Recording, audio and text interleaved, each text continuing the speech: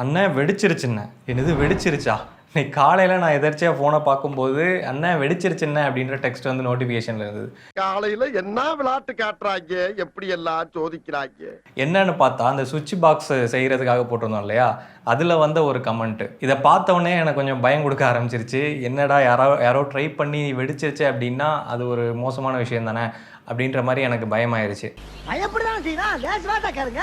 ஆக்சுவலாக இதை பண்ணுறதுக்காக நான் சொன்னப்போ நிறைய பேர் வந்து இதுக்கான முயற்சி வந்து எடுத்தீங்க.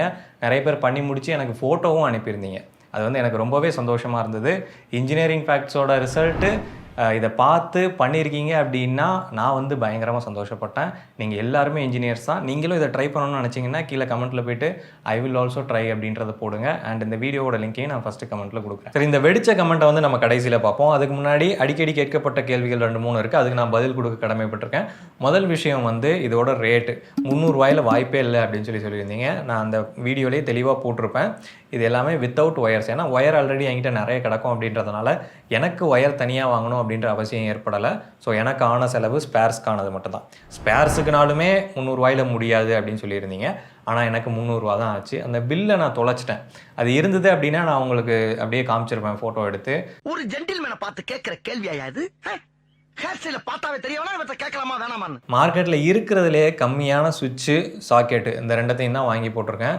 நீங்கள் ஆங்கரு இல்லை நல்ல பிராண்டு போடணும் அப்படின்னு சொல்லி விரும்புனீங்கன்னா அதோட காஸ்ட்டு அதிகமாக தான் வரும். இப்போ உதாரணமாக அந்த சுவிட்சு 10 ரூபாய்க்கும் இருக்குது, 50 ரூபாய்க்கும் இருக்குது. பட் நான் சூஸ் பண்ணது வந்து இருக்கிறதுலே லோவஸ்ட் ப்ரைஸில் இது வந்து நான் எடுத்திருந்தேன். அந்த மாதிரி நம்ம ரொம்ப செலக்டிவாக சீப்பான ப்ரைஸில் வாங்கும்போது இது வந்து 300 ரூபாய்க்குள்ளே தான் நான் பண்ணேன். நான் சொன்ன விலையில் உங்களுக்கு கிடைக்கல, எல்லாமே விலை அதிகமாக தான் இருக்குது, ஒரு 700 ரூபா 800 ரூபா வந்துருச்சு அப்படின்னாலும் நீங்கள் நார்மலாக வாங்கக்கூடிய எக்ஸ்டென்ஷன் போர்டை விட இது வந்து பயங்கர ஒர்த்தானதுன்னு தான் நான் சொல்லுவேன்.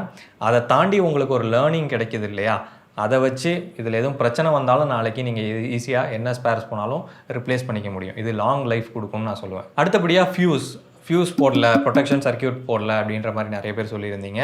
இது ஒரு வேல்யூபிளான பாயிண்ட்டு. இதில் ஏன் நான் ஃபியூஸ் போடலை அப்படின்னா, நான் இதில் பயன்படுத்துகிறது எல்லாமே லைட் லோடு தான். ஒரு laptop charger, 2-3 mobile chargers, plus ஒரு கேமரா சார்ஜர். ஸோ இதோட டோட்டல் கரண்ட்டே பார்த்தீங்க அப்படின்னா அதிகபட்சமாக 2-3 ஆம்பியர் தான் வரும். ஸோ இதோட மேக்ஸிமம் கெப்பாசிட்டி 10 ஆம்பியரு. 2-3 ஆம்பியர் தான் வரும் அப்படின்றப்போ நம்ம எதுக்கு தேவையில்லாமல் ஃபியூஸை போடணும் அப்படின்ற மாதிரி ஐடியாவில் நான் வந்து ஃபியூஸை வந்து இன்க்ளூட் பண்ணல.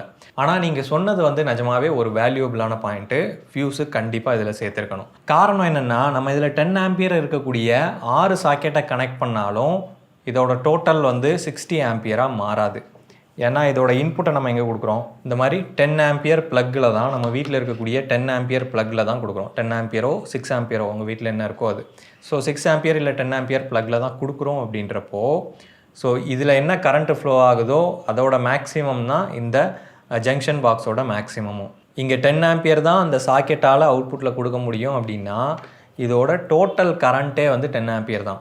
அதே சமயத்தில் இதில் நான் ஒரு ஃபியூஸோ இல்லை பிரேக்கரோ ஆட் பண்ணிட்டேன் அப்படின்னா, இப்போ அந்த சாக்கெட்டில் நம்ம 10 ஆம்பியரை கடக்கும்போது ஆட்டோமேட்டிக்காக அந்த பிரேக்கரே வந்து ட்ரிப் பண்ணி விட்ரும். அதுவாகவே வந்து ஆஃப் ஆயிரும், நம்ம அதிகபட்சமாக லோடை பயன்படுத்துகிறோம் அப்படின்னு சொல்லிட்டு. சரிப்பா, நான் அந்த 60 ஆம்பியரையும் நான் பயன்படுத்துகிறோம் அப்படின்னு சொல்லி கேட்டிங்கன்னா, முதல் விஷயம் இந்த ஒயரை உள்ளே போட்டிருக்க ஒயர் எல்லாத்தையும் மாற்றணும், 4 mm மாற்றணும் எல்லாத்தையும்.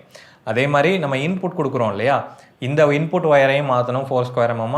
இந்த இன்புட் ஒயர் வந்து நேராக நம்மளோட இபி மீட்டர்லேருந்து நம்ம ஒயரிங் எடுத்துகிட்டு வரணும். ஸோ அந்த மாதிரி டேரெக்டாக மீட்டரோட அவுட்புட்லேருந்து நம்ம ஒயர் எடுத்துகிட்டு வந்தால் தான் நம்மளால் இதில் 10 ஆம்பியருக்கு மேலே பயன்படுத்த முடியும். ஸோ நிஜமாகவே இது ஒரு முக்கியமான சேஃப்டி ஃபீச்சர், கண்டிப்பாக இருக்க வேண்டிய ஒரு சேஃப்டி ஃபீச்சர். ஸோ அதனால் நம்ம இந்த சாக்கெட் பாக்ஸை வந்து ஒரு பிரேக்கர் போட்டு இதை அப்கிரேட் பண்ண போகிறோம். ஸோ இப்போ பிரேக்கரை வந்து நம்ம இதில் தான் கனெக்ட் பண்ண போகிறோம். இந்த சுவிட்சை ரிமூவ் பண்ணிட்டு இந்த இடத்துல பிரேக்கர் போட்டுட்டு இந்த ஒரு சுவிட்சை இந்த 2 ப்ளக்குக்கும் கண்ட்ரோல் வந்து நான் கொடுக்க போகிறேன். ஃபஸ்ட்டு இந்த சுவிட்சில் இருந்து இன்புட் ஒயரை வந்து ரிமூவ் பண்ணிக்கலாம். ஸோ இப்போ அந்த சுவிட்சோட அவுட்புட் ஒயரையும் ரிமூவ் பண்ணிக்கலாம். இப்போ இந்த சுவிட்சை நம்ம வெளியில் எடுத்துருவோம். இப்போ அந்த ப்ளக்கோட லைன் இருக்கு இல்லையா, இந்த சுவிட்சில் இருந்து தான் நமக்கு இந்த ப்ளக்குக்கு வந்து அவுட்புட் லைன் வந்து கனெக்ட் ஆச்சு. ஸோ இந்த ஒயரை நம்ம எடுத்துகிட்டு போய் இந்த சுவிட்சோட அவுட்புட்டோட நம்ம ஜாயின் பண்ண போகிறோம். ஸோ ஒயர் வந்து சின்னதாக இருக்கிற மாதிரி இருக்குது, அதனால் ஒயரையும் நம்ம மாற்றிடுவோம்.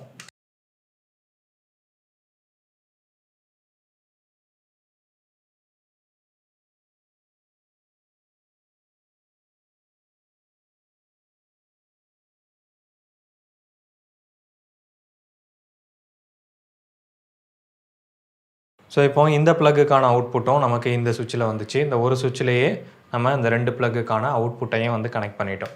இப்போ நான் அந்த 10 ஆம்பியர் பிரேக்கர் வந்து வாங்கிட்டு வந்திருக்கேன். இதோட விலை பார்த்தீங்கன்னா ₹160 கிட்ட வந்துச்சு. லோ குவாலிட்டிலையும் இருக்குது, பட் கடைக்காரர் வந்து சீக்கிரம் போயிடும், இதுதான் நல்லாயிருக்கும் அப்படின்னாரு. ஸோ அதனால் இது வாங்கியிருக்கேன். அண்ட் இந்த மாடலில் ஃபியூஸ் கிடையாது, பிரேக்கர் மட்டும்தான். இது எப்படி ஒர்க் ஆகும்னா நமக்கு ஆன் ஆஃப் சுவிட்ச் மாதிரியும் வேலை செய்யும். அதே சமயத்தில் ஆனில் இருக்கும்போது நமக்கு 10 ஆம்பியருக்கு அதிகமாக போச்சு அப்படின்னா இது ஆட்டோமேட்டிக்காக ஆஃப் ஆயிடும். ஸோ அந்த பிரேக்கரை கனெக்ட் பண்ணுறதுக்கு ஃபஸ்ட்டு இந்த பிரேக்கரோட கேப்பை வந்து ஓப்பன் பண்ணணும். 2 சைடும் தூக்கி விட்டோம் அப்படின்னா கேப் வந்து தனியாக வந்துடும். அதுக்கப்புறமா பிரேக்கரை அடியிலேருந்து உள்ளே கொடுக்கணும். அவ்வளோதான். அதோட பொசிஷன் பார்த்துக்கங்க, கரெக்டாக வச்சுட்டு இப்போ அந்த கேப்பை வந்து உள்ளே போட்டுறணும். ஸோ அந்த பிரேக்கரோட அவுட்புட்டும் வந்து சுவிட்ச் மாதிரி தான். 2 ஸ்க்ரூ இருக்கும், ஒன்று இன்புட்டு இன்னொன்று அவுட்புட்டு. ஒயரிங் வந்து சிம்பிள் தான். இந்த பிரேக்கரில் லைன் ஒயரை தான் கொடுக்க போகிறோம். இந்த 3 கோர் கேபிள்லேருந்து வரக்கூடிய ரெட் கலர் ஒயரை இந்த பிரேக்கரோட இன்புட்டில் கொடுத்துட்டு அவுட்புட்டில் இந்த முதல் சுவிட்சோட நம்ம லூப் பண்ணி விட்டுறோம். அவ்வளோதான்.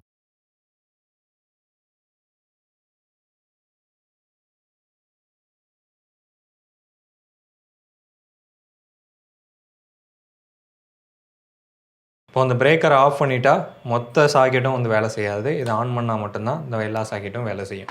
அடுத்ததாக வந்த கேள்வி ரொம்ப லாஜிக்கலான ஒரு கேள்வி. என்னென்னா, இங்கே ஒரு 3 பின் ப்ளக்கு கனெக்ட் பண்ணேன் அப்படின்னா கீழே எப்படி இன்னொரு 3 பின் ப்ளக்கை கனெக்ட் பண்ணுவேன் அப்படின்னு சொல்லி கேட்டிருந்தீங்க. ஆக்சுவலாக கனெக்ட் பண்ணேன்னா பண்ணலாம், லைட்டாக இப்படி நகட்டிட்டு என்னால் கனெக்ட் பண்ண முடியும். ஆனால் அது ப்ராப்பர் கிடையாது. இந்த மாதிரி ஒரு ரொம்ப ஸ்டிஃபாக ஒரு கேபிளை திருப்பிட்டு அதுக்கப்புறம் இதில் கனெக்ட் பண்ணுறது வந்து ப்ராப்பர் கிடையாது. அப்புறம் ஏன் நான் இப்படி கொடுத்துருக்கேன் அப்படின்னு சொல்லி கேட்டிங்கன்னா, நான் இதில் யூஸ் பண்ண போகிறது 3 பின் ப்ளக் எதுவுமே கிடையாது. நான் இதில் பயன்படுத்த போகிறது எல்லாமே 2 பின் ப்ளக் மட்டும்தான். ஸோ அப்படின்றப்போ எனக்கு இந்த அரேஞ்ச்மெண்ட் வந்து பெருசாக பிரச்சனையாக தெரியல. அண்ட் இதை நீங்கள் கற்றுக்கிட்டால் போதும், இந்த ப்ளக்கை மட்டும்தான் நான் எப்படி வேணால் நீங்கள் அரேஞ்ச் பண்ணிக்கலாம். இப்படி திருப்பி போட்டுக்கலாம், அப்படி திருப்பி போட்டுக்கலாம். அது நீங்கள் எப்படி வேணால் அரேஞ்ச் பண்ணிக்கலாம் உங்களுக்கு தேவைக்கு தகுந்த மாதிரி. சரி, இப்போ இது வெடிச்சதுக்கான காரணம் என்ன, வெடிக்குமா அப்படின்னு சொல்லி கேட்டிங்கன்னா, வெடிக்கிறது வந்து ரொம்ப ரேர். எந்த சமயத்தில் வெடிக்கும் அப்படின்றத விட ஷார்ட் சர்க்யூட் அப்படின்னு சொல்லலாம். 2 ஒயர் டச் ஆகும்போது ஸ்பார்க் ஆகும். எந்த 2 ஒயர் அப்படின்னு சொல்லி கேட்டிங்கன்னா, நம்ம 3 பின் ப்ளக்கில் இருக்கக்கூடிய லைன் அண்ட் நியூட்ரல், இந்த 2 ஒயரையும் நம்ம டேரெக்டாக ஷார்ட் பண்ணும்போது அங்கே ஸ்பார்க் ஆகும். ஸோ அப்போது ஏதாவது ஒன்று லூஸ் கனெக்ஷனில் லைன் ஒயர் லூஸ் ஆகி போயிட்டு நியூட்ரலோட டச் ஆனாலோ, இல்லை நியூட்ரல் லூஸ் ஆகி போயிட்டு லைனில் டச் ஆனாலோ இது ஸ்பார்க் ஆகிறதுக்கு வாய்ப்பு இருக்குது. அதே மாதிரி ஒயரிங் தப்பாக கொடுத்துருந்தோம், ஒன்றுலேருந்து இன்னொன்று லூப் பண்ணி எடுத்துகிட்டு போகிறோம் அப்படின்றதுனால ஏதாவது ஒரு ஒயரு நம்ம லைனையும் நியூட்ரலையும் சேர்த்து ஜாயின் பண்ணி லூப் பண்ணிட்டோம் அப்படின்னா அப்போது அந்த இடத்துல லைன் நியூட்ரல் ஜாயின் ஆகி நமக்கு ஷார்ட் ஆகிறதுக்கு வாய்ப்பு இருக்குது. அது மூலமாகவும் ஸ்பார்க் வரும். அந்த வீடியோவில் இருக்கக்கூடிய டயக்ராமை நீங்கள் கரெக்டாக ஃபாலோ பண்ணிங்கனாலே இது ஏற்படுறதுக்கான வாய்ப்பு ரொம்ப ரொம்ப கம்மி. அண்ட் ஏன்னா நம்ம ஒயருக்கு கலர் கோடிங்லாம் பார்த்து தான் வந்து நம்ம கொடுக்குறோம் அப்படின்றப்போ இந்த தப்பு ஏற்படுறதுக்கான வாய்ப்பே கிடையாது. நம்ம கான்சன்ட்ரேஷன் இல்லாமல் வீடியோவை ஸ்கிப் பண்ணி பார்த்துட்டு இது தெரியும் அப்படின்ற மாதிரி நம்மளாவே அசால்ட்டாக எதுவும் தப்பாக கொடுத்துட்டீங்க அப்படின்ற சமயத்தில் வேணால் அந்த ஒயரிங் தப்பாகிறதுக்கு வாய்ப்பு இருக்குது. இதை நம்ம ஃபுல்லாக கனெக்ட் பண்ணி ஆன் பண்ணுறதுக்கு முன்னாடி லைவாக சப்ளை கொடுத்து டெஸ்ட் பண்ணுறதுக்கு நான் முன்னாடியே வந்து ஒரு வீடியோ எடுத்தேன். அதாவது பழைய வீடியோலேயே சேர்த்து ஒரு கிளிப் வந்து எடுத்தேன். அது நான் காட்டாததுக்கான காரணம் என்னென்னா, அதை டெஸ்ட் பண்ணும்போது எதுவும் விபரீதம் ஆயிடக்கூடாது அப்படின்றதுக்காக தான் அந்த டெஸ்டிங்கை வந்து உங்களுக்கு காமிக்கலை. இப்போவும் வந்து அது காமிக்க போகிறது கிடையாது.